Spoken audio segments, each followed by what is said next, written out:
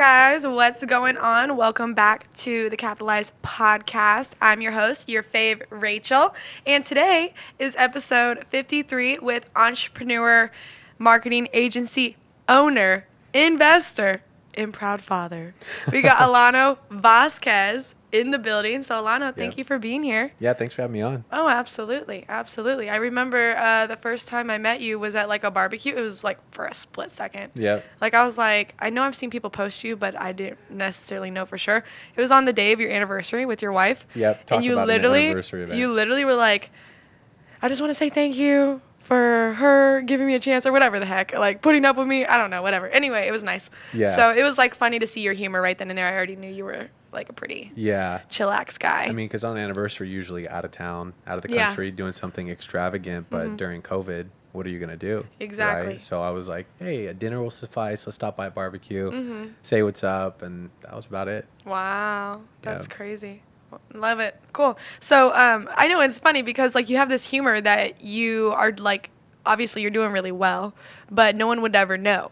I guess you could say. When they first meet you, because you're pretty humble, like you're pretty nonchalant. Yeah, I mean, that makes sense. I guess if people fall on the side of thinking I'm too successful, that's cool. I'm not going to say no. Yeah. But I wouldn't even contest if people were like, oh, we question your success. Yeah. Because I don't look at success just in money. I look at it in the value you're providing and a lot of it. Just like balance, mental health, how's a family, and really try. Because I've chased money early on, and it's exhausting.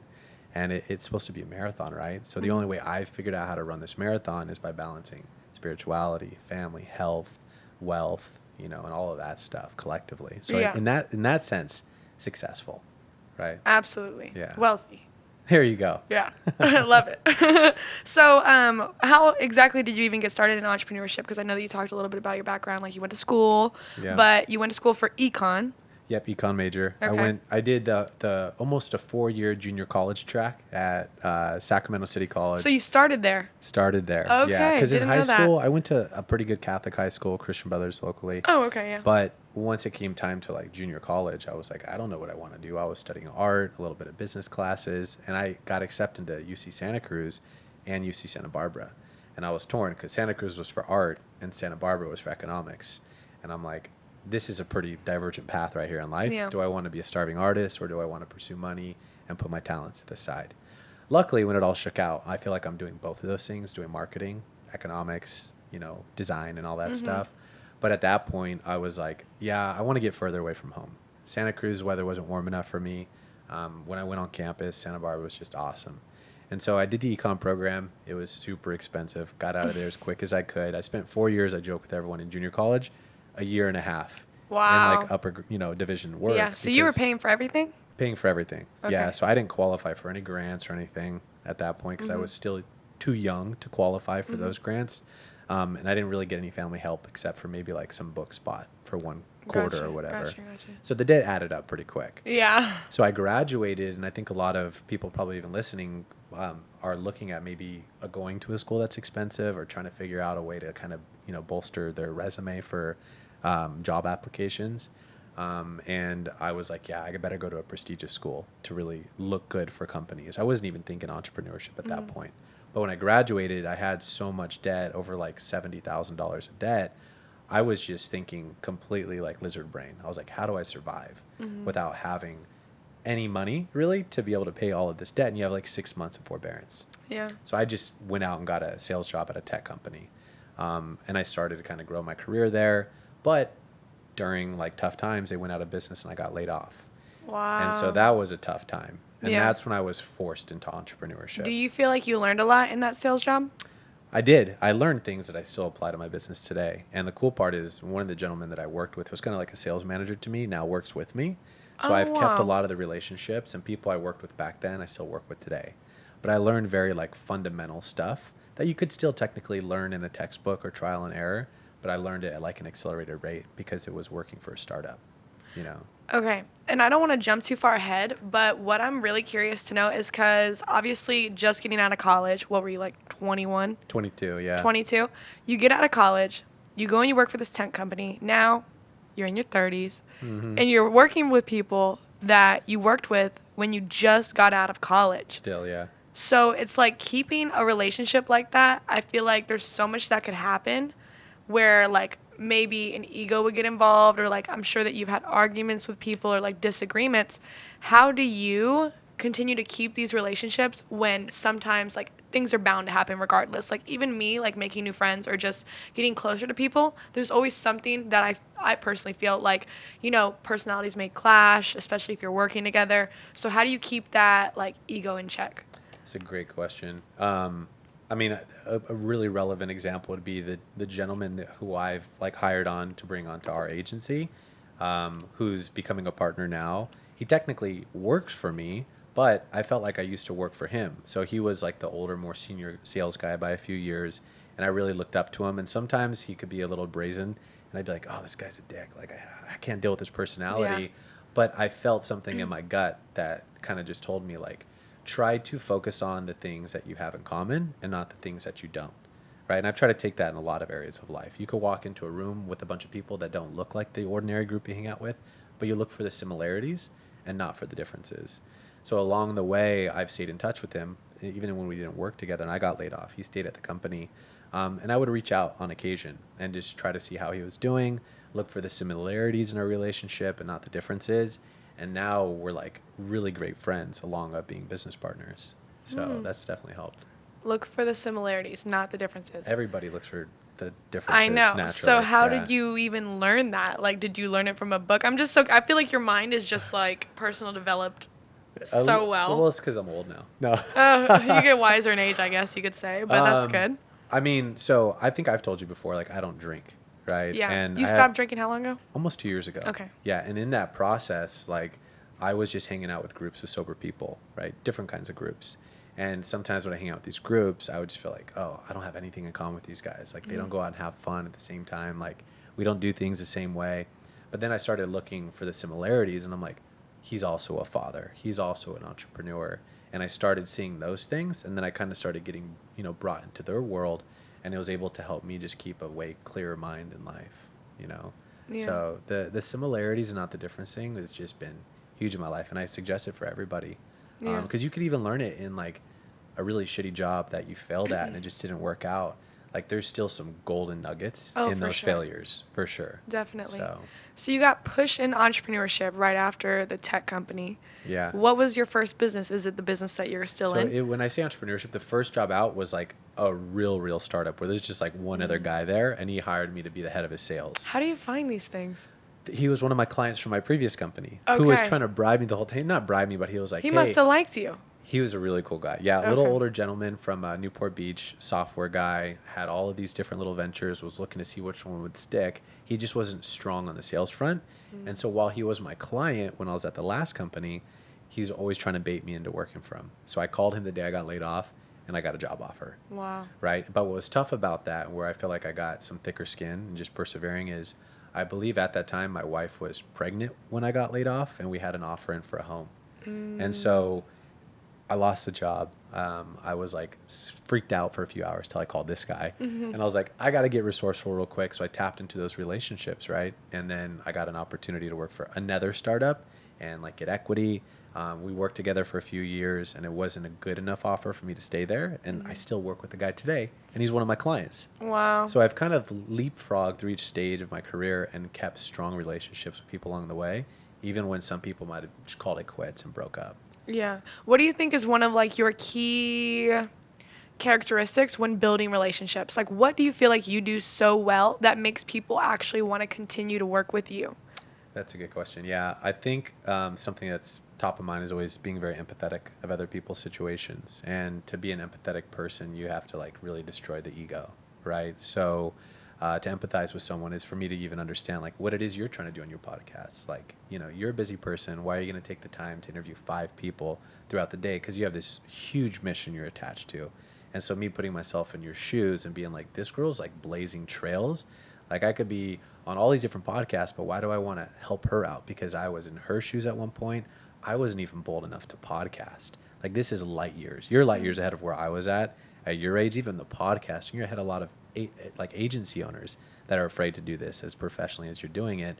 But just sat right there, like me empathizing with you here is how you build relationships. At least is how I have. But to empathize with people, you can't like have a big ego. You got to put yourself in their shoes. And I think they feel that. Yeah. Yeah. Do you ever feel like you've never, I mean, what about doing people shady? Like doing people wrong, if that makes sense? Like I It know that pops up sounds in my really head all bad. the time. That's always Yeah. going to pop up. Okay. Yeah. It's being able to, and I don't know if you want to call him like a life coach or a therapist, but I see a gentleman everywhere, like every 2 to 3 weeks, who's like into cognitive behavioral studies and stuff. And he helps me differentiate like my ego voice versus like what I really want to do, what's like a part of my goals. And so that ego voice always pops up. It's always like, hey, that guy screwed you over. So when you in this relationship, like just take what's yours and send him on his way. And I listen to that for a second, and then I kind of put that through a filter, and I go, no, here's what I really should do. So it's not always just listening to the first voice that pops up in your head, but kind of sitting with it, being patient before you take an action. Yeah. So it's helped. Okay. Wow. So then how did you starting your own business come about? Like what was your first actual business of your own?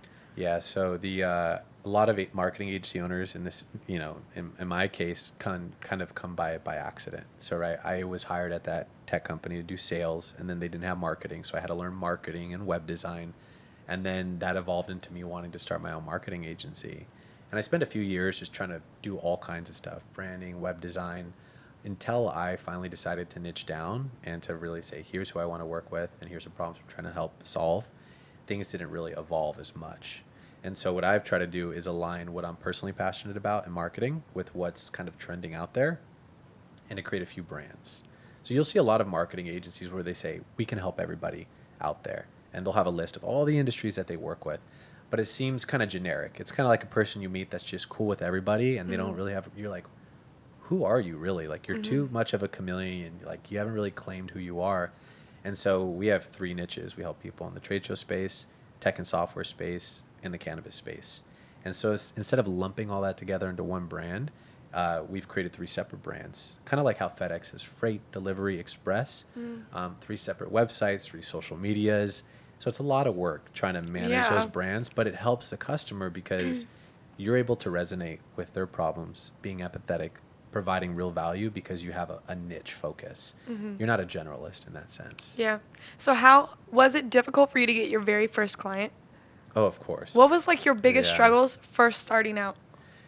I would say, and I think this is especially important for the people listening, is that, trying to fight the imposter syndrome that everybody else has, right? Like everybody, I do too. Every time I venture out into something new, I'm like, oh, this is my first time investing in a company. Like, I don't know what I'm doing. People are going to think I don't know my shit. And then it just, I kind of get insecure like that. Yeah. But realizing that your first time doing something is your first time doing something. There's got to be a first. And you're going to feel like, the butterflies of it, or you might feel like a bit of an imposter, but just leaning into it and almost acting as if you have already succeeded in that space. So what I tell people is your confidence should precede your competence. Essentially be willing to put yourself out there and say, we can get you those results. And then even if you haven't done that for somebody, going to the end of the earth to get those results for them. Yeah. So that's definitely helped. Absolutely. Yeah. Love that. Okay. So when did you start your business? About 5 years. Next March will be 5 years ago. Wow. Yep. And supposedly that's the hurdle. Yeah. It's like, really? if you can make it past 5 years, okay. Yeah. things should be going in a great direction. I mean, I feel like if you can make it past 1 year. Yeah. I mean, 5 years is like you're here to stay, but the first year there's a huge drop off, like 80%. Oh. A huge drop off. That's crazy. Yeah. And even, imagine how many companies started this year. That first time. I know, Talk right? about a year before to start. COVID too, you know what I mean? Like before COVID, even maybe during COVID, thinking, I can take advantage of the recession, if that makes sense. Yeah, I mean, there's an opportunity to do that. Oh, for sure. For sure, but I see all these funny memes on the internet. It's like showing us like down the road when we're like in our 40s or 50s. Yeah. And the waitress like brings a bill and it says total amount 2020. Oh, it's like and then you just literally getting get triggered, depressed. and you're like, oh no, thinking back to this era. Right. But like you were saying earlier, in talking to parents or like older people in general who've been around for a few more decades, they're like, this is the worst we've seen, and really kind of embracing that. And I've been trying to wrap my head around like what that really means. I'm kind of curious, like, I don't know, how has it affected your business in a sense? I mean, for me, I'm in the Airbnb space, so travel, right? Mm-hmm. Like alternative accommodation. And like our competitors, I wouldn't even say competitors, but an alternative Mm-hmm. option is a hotel. Yeah. And a lot of hotels aren't even open, or they're open to a limited number of suites. Mm-hmm. So for people that are in Airbnb, some of them aren't, opening up their units, although, some of them can. So one of the biggest companies named Sonder, Mm-hmm. they have thousands of doors basically, and they have certain clauses. They're smart. They have certain clauses with complexes where they're like, oh, if there's ever a recession, we don't have to pay rent. Mm-hmm. If there's ever like this drop in the stock market, we don't have to pay rent. They're smart, Mm-hmm. But there was a certain time where it's like, okay, you've used up like all of your options to not pay rent. Yeah. You need to pay rent, and they're still not paying rent. So it's like some places are trying to get away with it. Some places are taking advantage of the fact that landlords can't kick them out, And for me, our worst month was April by far. March was like cancellation. April was trash. Luckily, we didn't lose money. We just broke even. Yeah. But after that, it's literally just been up from there. Oddly enough, but also most of our units are in Texas. So Texas is open. People are coming to Texas. People want to be in Texas. So it's been good. It hasn't been horrible. Like, Is thankfully. that just by chance that you happen to be in Texas, or did you foresee like, hey, if something ever happens? No, actually I didn't, but I chose Texas because they don't have as many regulations. Because in Las Vegas, it's almost illegal. Like, there's so many loops that you have to jump through. Yeah. Sacramento, out of all the places in California, is actually one of the most lenient. All you have to do is get like a specific license from the owner, or if you are the owner, you have to apply for it. And if you have to be like registered, right? But that's out here in Dallas. All you have to do is get permission from the owner or the complex. That's literally it. And then it's yours. That's convenient because Yeah. I've heard of friends doing it in California specifically, and it's a lot more red tape, right? Yeah. And California shut down, so I mean, imagine that. I know, and I'm like, who is even gonna come out here, Yep. But I mean, I'm here, so it just depends on what these people are doing. I guess you could say a lot of traveling nurses right now too. Yeah. So it's been good. Yeah. But I mean, how's your business doing? I know that we were talking about how basically, Yeah. surviving, or even flourishing in a time like this. How have you guys been able to do that? Yeah, so what's interesting is the division that I mentioned, like the trade show division, we just launched that in March. Oh my goodness! So like, what happened? just kidding. We'll put it on the back burner. We do these we develop these really cool booths. We don't fabricate and build the actual booth for trade shows, but we do like all the touch screens that are in the booth. So we help brands tell a better story in a more visceral way where people could touch stuff, retention's higher, generate leads. So we launched all these campaigns, and we're like, why we got one good lead, I think, and it was just crickets. And we're like, what the hell? So it was almost interesting now that I look at it in hindsight, the lack of like leads we were getting was kind of a precursor to what was really happening. All of these trade shows were being shut down back in February, and we weren't even aware of it because it was outside of the country, because some countries were more privy in their media to what was happening with COVID, even before we were, right? And so as soon as you hear like Trump banning all flights, everyone got pissed at him. They're like, this guy's overreacting. Yeah. And then now in hindsight, you're like, oh, wow, he was kind of ahead of the curve with a lot of the bans on the flights and stuff. And I saw that happening, and I was like, holy shit, I just launched an agency in the event space where they're all shut down. I freaked out for about a month. What do you have, like, or do you have all different separate like business structures, like business names, business structures? So there's one entity. Okay. It's an S corp, and there's 3 divisions, Okay. three DBAs. Okay, Essentially, okay. We're like, we have a software product that's brewing up that could spin off to being its own business, but we've kept it under one entity. Otherwise, it's an accounting nightmare. Like, Got I have it. a CPA firm that manages all that, and it'd be expensive as hell. Oh, for sure. And so for right now, like, we were like, what are we going to do? We have all this great marketing. We have a brand we built. We've had leads from the past. So we pivoted to virtual. So we took the L and we turned it into a W, right? Good. By saying, hey, we're going to start doing virtual booths. Okay. So tapped into old relationships from way back in the day. And we're like, hey, do you want to do some virtual trade show booths? And they bought into it. And so we've done some pretty awesome, like, interactive booths, right? Stuff that goes from anywhere from $5,000, $10,000, $50K plus, to help these companies get some revenue that they were getting before in-person events.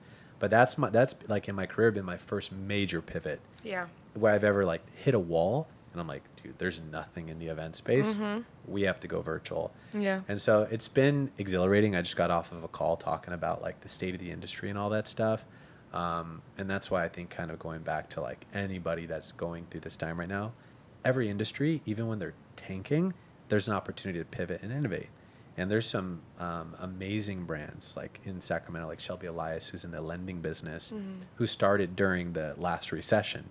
But he started at a time where he probably figured out some unique way and unique angle in the lending space to build his brand.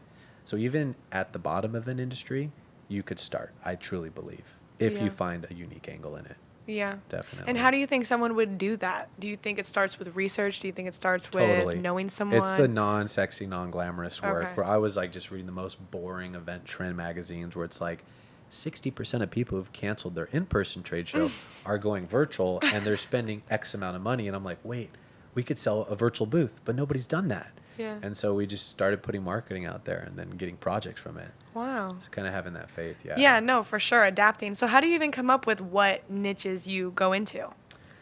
That's another great question. And I think sometimes it's like you could refer to recent things you've done where you might have an idea. So like, for example, like I'm big into fitness. Okay. I mean, you might not And I'm feel- surprised you don't have fitness companies then. I know. Yeah. Well, they don't usually spend a lot on Okay. marketing, unfortunately. Like the Okay. average fitness marketing agency might charge like $2,500 to $5,000 for a website. Okay. We'll charge like 25, 50 grand sometimes because they're big, like B2B cybersecurity tech companies. And I love fitness too much and I didn't want it to become my full-time like that. Got it. But Makes if sense. I wanted to do that, I mean, I'm passionate about fitness and I love being able to talk to other fitness, people who are inspired and stuff and want to build their own brands. So that's an opportunity to like niche down. That would have been for me in my particular space where you're taking your passion for what you're good at and your passion for your hobby and you're kind of meshing it together. Yeah. And so I imagine there's going to be during this time, now that everybody's kind of getting outdoors more, right? You can't go into movie theaters and the mall. I could see a bunch of agencies or, just entrepreneurs creating new businesses around more lifestyle type of things, like in hobbies and really kind of productizing that stuff. Yeah. I feel like that's been a lot of talk lately as well, maybe within the last few years, like doing something around what you already enjoy, because if you do something around what you don't, you're more likely to quit. But I want to know what you think about that, because you do marketing, which obviously you get a chance to be creative, and then it's also an econ with, money. But also, like, what you chose marketing because that's something that you learned in the startup, or is it something that you just realized you were passionate about, or you saw the potential in it? Like, what made you go that route? And is that your actual first business by yourself, or did you have others? Answer the first question first. Yeah. So the reason I chose the marketing is because at the end of the day, like I'm like my personality type, like I did like a disc assessment for myself and the team where you're like the dominant, the influencer. What are right? you? A high I, so I'm an influencer, and then D for dominant. So like pretty good skill sets for like a salesperson. But even when I was doing sales, I always felt this like lack of good marketing. Right? I think a lot of people suffer from, even with their own personal brands, like a lack of good marketing. And it's not because they aren't unique themselves. We're all super unique. Yeah. But they haven't really identified like what goals that they have and figured out how to tie everything together. So I went on this kind of crusade to figure out how do I align marketing and sales, where they're so disconnected usually. Where now when I talk to other like business owners and they're like, oh, you're just a marketing guy. I'm like, I bet you I could outsell any of your salespeople. And it's not just off of like polish or like snake oil salesmanship. Like there's like a science to it, right? This like fundamental approach you take. But on top of that, I'm a marketer. So I thought like a great way to help companies succeed is being great both at marketing and sales. I obviously don't own a sales agency. It's a marketing agency today, but I could see that evolving into more like helping companies with their sales as well. Yeah. Because getting someone leads is cool, but if you can't close them, right, that's tough. Where in your case, for your business, I imagine Airbnb, in a sense, provides a lot of the leads. Yes. Right? And then there's still a lot of work to do even on getting them to book. Yeah. You probably get a lot of people coming in, asking questions. Yeah, inquiries and whatnot. Yeah. So imagine you're responsible, though, for also the leads. Then you would have been like I don't know, you had to create your own vacation rental booking business. And that would have been really tough. Oh, yeah, for sure. And, COVID also helped us basically look into creating our own website, which we did, Mm-hmm. and being able to do bookings off platform, where we would secure deposits, we would do contracts, like things like that, to make sure that we don't have any issues when someone does book, and like background checks. And you got to think about that too, and like verifying their identity, and are they going to try to do something? You know what I mean? Because I've had bad guests on Airbnb. I mean, I've had.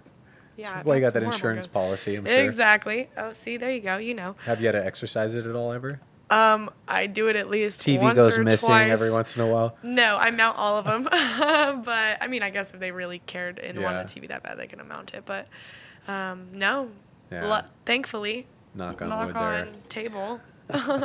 But no, yeah. I mean, in any business, there's the ups and downs. I feel like a lot of people. I remember the big wave of people starting marketing agencies, like when Ty Lopez came out with that, I'm in my garage, you know what I mean? That video, I mean, it just like spiked, like everybody had one. So I just want to know, like, how have you continued to grow yours each and every year and continuously evolve and make sure that you guys stand out opposed to other competitors? Yeah, so I would say with us, like our steadies, like our growth is slow and steady, right? And I would love for there to be like hyper growth, hockey stick years. Like, but at an agency, the thought of like doubling or tripling revenue in a year is unlikely. Why? So it's just, unless you have outside relationships, like I never worked at an agency before, so I couldn't go out and, bring in a big client into the agency. It's been us slowly like acquiring referral type of business. Now, this year we're finally stepping on the gas and running like ads. I looked at like our ad campaign today. I was like, oh, we spent $500 today just on Google Ads. I'm like, wait, times that by the month. I'm like, that's a lot of money. Yeah. So it's easy to get a little afraid and timid with like scaling. What's interesting is that you're a marketing agency that mostly does referrals. Exactly. And now you're just now starting to market your own marketing agency. Yep. That's funny you point that out. Yeah. And that's a lot of agencies, believe it or not. Yeah, I'm not surprised. Yeah, it's because they're so busy like helping other people. I always liken it to the saying, going back to fitness, we're like the fat personal trainer. Yeah. Right? We're like telling everybody else how to get leads, how to grow their business. Yeah. Even one of the companies I was doing marketing for, I invested in because I saw them grow so quick. But I didn't even take our own medicine at that point. And it wasn't until later when I was like, all right, it's time to start doing this marketing. But that didn't have so much to do with just like business. That had to do with more of me personally saying, this is where I want to focus. So I didn't want to just start trying to generate revenue in areas I wasn't passionate about. So I had to kind of come to terms with what I was really passionate about to like double down, invest in the marketing, and make some big choices. Because when I started, I had 2 other original business partners. And I had bought one out about 3 years ago. And I just bought the other out about 12 months ago. So you're like 100% owner. 100% owner of the business right now. And then I have a partner I brought on who's on a vesting schedule. So he'll own some stake in the business, not half by any means. You think that's the startup like guy in you? I think it's just that it's hard for when running a marketing agency. I'm sure with a lot of other businesses it's different, is to have 50-50 partners, because it's kind of like having 2 pilots who are attached to like the joysticks or the steering wheel in that sense. I wanted to fly left, he wanted to fly right. We didn't agree on the altitude, the risk tolerance, and I was willing to take any amount of risk. Ironically, I have kids, right? And and like their schooling is expensive. I have a lot at stake. And so I just chose the direction of more risk, and it just so happened that that was like the end of the partnership at that point. And that was like, I tell everyone, that was like going through a divorce. So if you could get into a business, be confident enough to be able to do it on your own, instead of feeling like, hey, because I'm afraid of taking all the risk, I need to have a partner. Unless you know that that person's like your soulmate in business, almost as much as a marriage, I wouldn't recommend it. And I've been married for about 9 years, and I'd say the compromises sometimes you have to make in a business partnership are harder than in a marriage, right? Because at least in a marriage you can kiss and make up at the end of the day. Yeah. Business, it's a lot tougher. I'm sure. So I'll probably keep it the way it is for now, and I love the new partner I brought on, Ryan. He's super sharp, but just structuring it different than I originally did, because that was expensive buying it. And you learn. Yeah. Yeah, I could have bought at least a house in buying out my last Jesus. Partner. Hey, wait, a house in California or a house in Georgia? In Sacramento. You're like, what area? East Sac or right. Natomas? Northgate. Exactly. Okay, you're wrong for that. I'm just kidding. That's funny though. Wow. Okay, no, I like that. And I was saying like the whole like investment schedule. It reminds me of like when you mentioned you working for a startup and he let you get a like a A piece of stake the in pie. the business, yeah. Yeah. Yeah. So I mean, it just seems like you've learned so many things from all these different opportunities Yeah. that you're really applying. Yeah, and that's what's like. I could have read a little more to avoid a lot of this. Now I'm trying to read at least like 1 to 2 books a month, and it's not crazy. 20 pages On in the morning. specific things that you're trying to learn. Yeah, on specific things, and then some more like effervescent reading where I just like kind of like wind down. Like I was reading about the like Comanche Indian history recently, like just to like Interesting. wind down. But at night, I don't read business books. Okay. In the morning, I Yeah, try to because miracle then you're about to morning get it. your day. Yeah. Exactly. So I would say if I could get back to the old version of myself, like in junior college, I would have been doing a miracle morning back then. And there's a book called Miracle Morning. I forgot the author, but it's like those first 60 minutes are so precious. Tell me what you do. So when I first wake up, I immediately go over, have a big chug of water. I put my phone on the other side of our room. It's like 30 feet away by the bathroom. And then that wakes me up, gets me out of bed. Huge chug of water because you're dehydrated. Go down, put on some good coffee, chug in the coffee, do a little quick Bible study in the morning for like 10 minutes, super quick. Meditate, yoga, and then read for 20 minutes. What does your meditation include? So breathing? I just use Headspace. Okay. It's a pretty cool app. Plug to Headspace. I wish we were promoted by them, but sponsored by them would be huge. But I mean, no way, really? Headspace has like millions of people like Yeah, no, I've heard of meditating. it. I've heard of it. Yeah, and that right there, if there was something that I'd want to never be taken away out of my life, it'd be meditation. And so I think I'm like on like a 60-day run streak. Maybe I forgot to meditate 60 days ago because of travel, but that like really grounds me. And that gives you time to have some like introspection. And I remember when I was young in my 20s, you don't really want to be with yourself. You want to stay busy, you're on the go, but to be with your thoughts and present to work things out, that was tough. So if I could go back to then, create a miracle morning, you know, at your age, for example, I feel like I would have been like light years ahead of where I'm at now. You feel like that helps a ton. Yeah, totally. Because that's like your you It time. primes you. It primes you for the day, and it allows you to really be intentional about what you're going to do that day. But the thing is, results, you don't feel them immediately. And in this generation of instant gratification, if you're like, I did a miracle morning for a week, my life hasn't changed. Yeah. Then it's probably not. It's not going to work for you. Yeah. But you have to be committed to saying, hey, I'm going to try this for 60 days, 90 days, and then your life will change, especially if you set a time to wake up. Yeah. Like 5 a.m. I went boating the other day, and I woke up at like 5 a.m., and I was like so exhausted, even on the boat, but it was because I was so committed to starting the weekend right. When most people want to sleep in. Absolutely. Yeah. Makes sense. I totally get that. I'm the same Yeah. way. I like to make sure that I like wake up, work out, like get everything that I need to do done, especially with like work, before I go and do any of those extracurricular activities. Yeah. You know what I mean? Like on the weekend or Yeah. whatever I have planned that is aside from my normal schedule. Yeah. So I get that because it feels right. You know what I mean? If I even forget to do one thing, like I'd like to journal. If I don't journal in the morning, like, cause I'm just so like on it, I literally have to do something. I have to do the something to journaling release thing, my thoughts. I've tried to, and I can't. Really? It's hard to stay committed to. See, I've done meditating. Like that was actually, I was telling a past guest that I, last year I did one new thing every single month just to like get myself out of my normal routine, just try something new. Cause that's always been like I love trying new things, you know, and I don't want to be like all over the place, but I feel like if it's scheduled, you know what I mean? Why not? Yeah. So anyway, I told myself I wanted to meditate like every day. No. No. I like to journal. I be with my thoughts by looking at what I need to do and like, you know, any type of problems that that I have going on, I'll go and I'll address them, or I'll, you know, set out a plan or whatever the case may be. But journaling, that, you know, all that good stuff. That's a form of meditation, maybe. I would say so. I Yeah. mean, it keeps me like very grounded. That's awesome. So there's certain things I have to do every single day.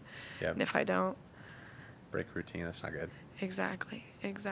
But so one of the reasons why I even created this podcast, and I really like talking to you because you're very, you're like an owl. You're very wise. Wise. You're like Isn't the that wise ironic? owl. That's the name of our company. Wise Marketing. No way. Yeah. Wow. Yeah. I love that. Look, see, There the you world go. just kind of works for you or whatever. Yep. So the reason why I started this podcast, and I always like to ask the guest this at the end, it's nothing crazy. It's not like crazy question like coffee or tea like type thing. But it's I started this as I was telling you before, that I knew when I was younger that I wanted to be successful, that I wanted to like have the things that I never did. I just didn't know how. So I wish I would have had something like this podcast, or people like yourself that are already, you know, more established than me, to kind of point me in the right direction, or like share what you've been through and the things that you've developed over time to help you. So that's one of the reasons why I started this podcast. And I remember when I would actually get introduced to like my first original mentors, or people that I knew were winning, that I wanted to kind of follow in those footsteps, I would always ask them like, hey, what can I do to help you? What can I do to, you know, work with you, or something like that? So anyone who's watching this that really appreciates what you do, or is even interested in that space, what are the things that they can do to reach out to you, to potentially work with you, any opportunities that you have? If you have them, now's the time to kind of share. Yeah, no, definitely. So, I mean, like I said, at Wise Marketing, we do all different kind of things. I think what's probably the hottest thing out there for who we could probably help the most of is people who are trying to become entrepreneurs. Like, I mean, look at the industries that are taking off during a recession. I mean, some of the sin stocks take off, right? Like alcohol, cigarettes. Yeah. But I mean, cannabis is actually really helping people right now. Like, I think that what CBD is doing to kind of offset like people having to take antidepressants, SSRIs, it's this miracle drug that's going to really impact and be disruptive. And I think a lot of people, as we know in California, use cannabis. And the cool part is they might be passionate about it, and they might also know other successful people. And so I would want to empower them to maybe pursue that industry. That's huge, and it's an industry we could help out with. Our division at Wise Brand Buzz, we help cannabis companies build brands in very lean ways. You don't have to get a license necessarily. You don't have to own a farm. You could contract manufacture and develop like a cool lifestyle brand for yourself. And I think that will appeal to a lot of younger people that are actually benefiting from the drug, because it's really helping people out. And we could do some pretty amazing work with them. Cool. Where can they find you? So they could find us at wisebrandbuzz.com. They could find for cannabis stuff, Wise Interactive for just trade show stuff. And, you know, just shoot us a message if you want to learn a little bit more about marketing. Cool. All right. We'll include it in the description. Cool. Thank you. Yeah, no problem. Thanks for having me on. All right, guys. Make sure that you guys check him out. And also, if you guys have any questions for him, you can reach out, send a message, or whatever the case may be. Again, episode 53. Thank you, Alano. No problem. Thank you. Hey, everyone. Thank you so much for tuning into that podcast episode. Make sure to give it a thumbs up, hit that subscribe button, and ring that notification bell so you never miss another video with us again. Join the conversation below as well by hitting that comment section and telling us what you liked most. And see you next time. I'm out.